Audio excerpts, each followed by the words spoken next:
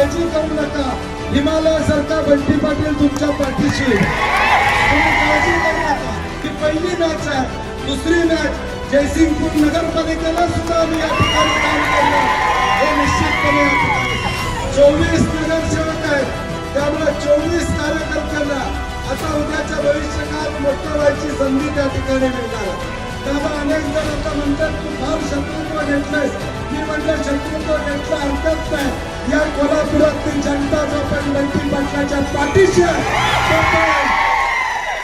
तोपर्यंत मी काळजी या ठिकाणी करणार नाही. स्पेशियस, लक्झुरियस, सगळं मिळेल अगदी मनासारखं.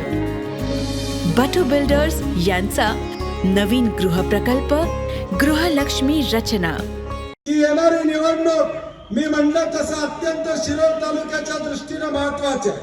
आपण मतदान करताना एका बाजूला अविश्वासाचं राजकारण आहे आणि दुसऱ्या बाजूला 50 वर्ष निष्ठावंत असं काँग्रेस पक्षावर राहिलेलं सारे पाटील साहेबांचा गणपतराव दादांचा राजकारण या ठिकाणी.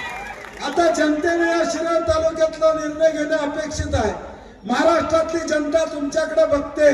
महाराष्ट्रातली जनता या शिरोळ तालुक्याकडे बघते की निष्ठावंताच्या बाजूने हा शिरोळ तालुका निर्णय घेणार का अविश्वासाच्या बाजूने घेणार.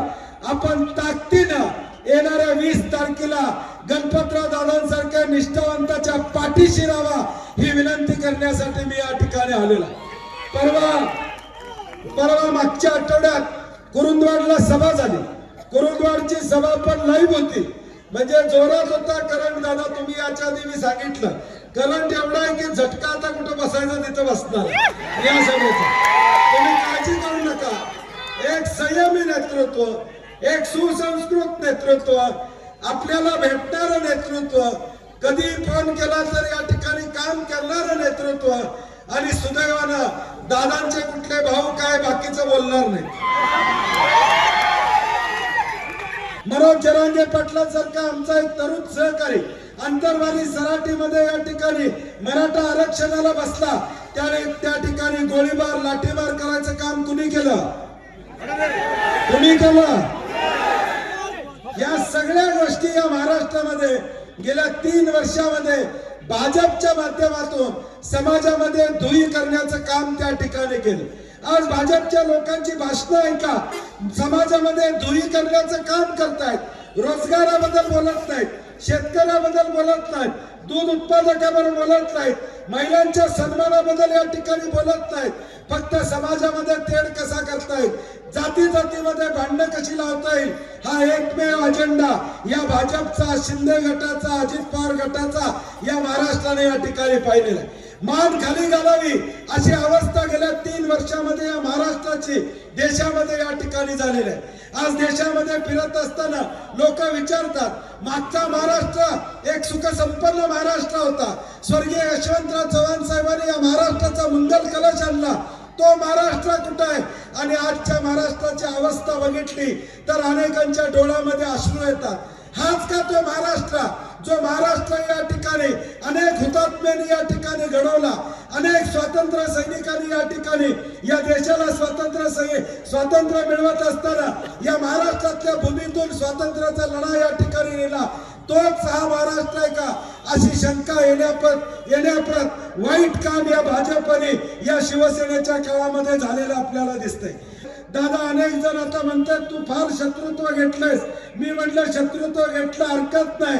या कोल्हापुरातली जनता जोपर्यंत बंटी पाटलाच्या पाठीशी आहे तोपर्यंत मी काळजी या ठिकाणी करणार नाही.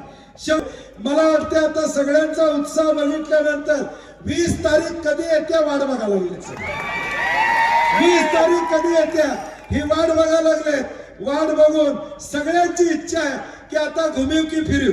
मला चिठ्ठी आली की खासदार माने आणि गणपतराव दादांच्यावर एकेरी बोलून टीका केली. खरं आहे?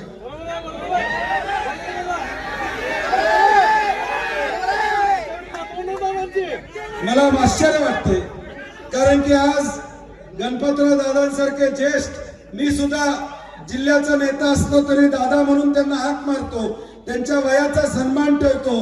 परंतु आज हे असं जर खासदार बोलले असतील तर त्यांना सांगितलं पाहिजे थोडक्यात तुम्ही राहिला नाही तर कार्यक्रम झाला असता.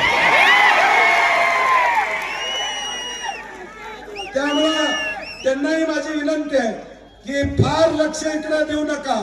आता 5 वर्ष जॅकेट घालून फिरा, फार इकडे बघत बसू नका. कारण की दादा आता 100% आमदार होणार आहेत, त्यामध्ये दुमत नाही.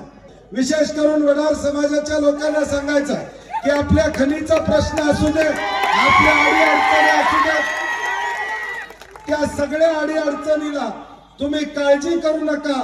हिमालय सारखा बंटी पाटील तुमच्या पाठीशी आहे. तुम्ही काळजी करू नका. स्वर्गीय सारे पाटील साहेबांच्या नावानं ग्रंथालय व्हावं असा नगरपालिकेत ठराव केला.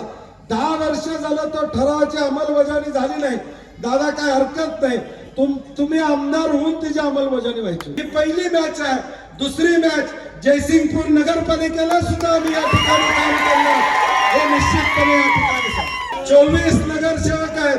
त्यामुळे 24 कार्यकर्त्यांना आता उद्याच्या भविष्यकाळात मोठं व्हायची संधी त्या ठिकाणी मिळणार आहे. अशाच नवनवीन अपडेट पाहण्यासाठी आमच्या KK न्यूज चॅनेलला सबस्क्राईब करा.